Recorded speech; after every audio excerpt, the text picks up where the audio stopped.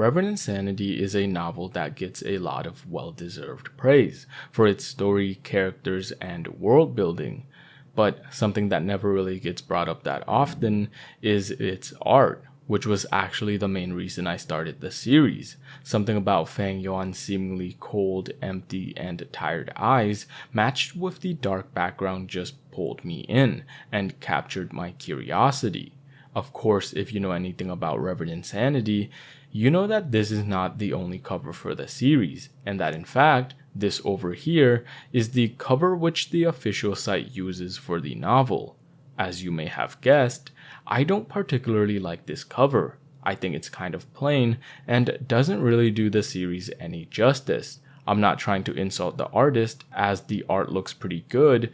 It's just that I'm not sure if this is the best choice for something that will be the first thing people see when they look up the novel. I mean, just by looking at it, it doesn't really tell you anything about the series. Sure, we get to see what I believe to be the Thousand Li Earthwolf Spider and Qingmao Mountain, but both of these two things mean absolutely nothing to someone who hasn't read the series, and it means pretty little to people who have read the series as well, since these two things are pretty minor when compared to everything else in Reverend Insanity, not only because they're not really brought up after the first volume, but also because the main appeal of the novel is Fang Yuan's character first and foremost. Everything else kind of takes second place, which is why I much prefer this over the quote-unquote official cover.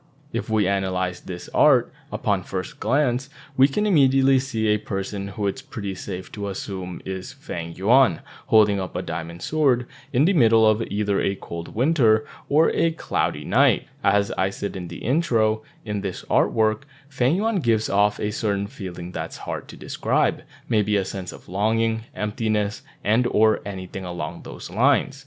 I really love this cover art because, sure, there are many people in the community who think Fang Yuan is a Giga Chad, and there are wonderful artists in the community who draw Fang Yuan in a grand and larger-than-life manner. But in my eyes, I think this is the most accurate depiction of Fang Yuan, because he's not really any of these things, neither Giga Chad nor an invincible protagonist. In fact, you can actually make the argument that Fang Yuan is somewhat pitiable. After all, he started as someone pretty righteous and kind-hearted. When he was first transmigrated to the Goo world, he was practically the stereotypical MC, who tried to do everything in his power to be good. It's just that the world that he's in has no room for people like him, as the Goo world is already filled to the brim with schemers, liars, murderers, and many more unspeakable things.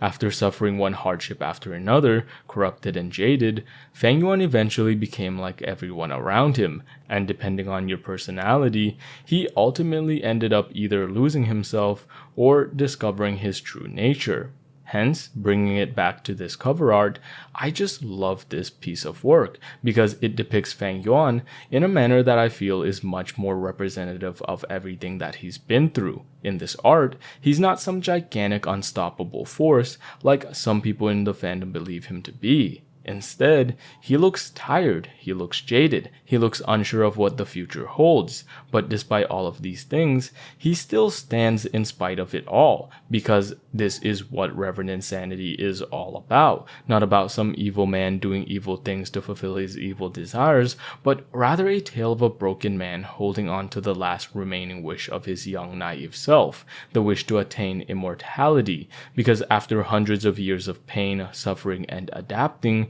the only thing left of his original self is this wish, and he'll be damned if he lets this wish die alongside everything else he's lost. All of this, I feel, is perfectly contained and conveyed through this artwork, which is why I much prefer this over whatever this is.